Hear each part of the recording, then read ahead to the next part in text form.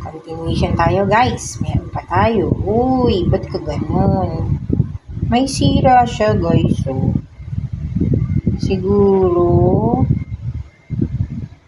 yan, tinanggal ko. Ayun, ito.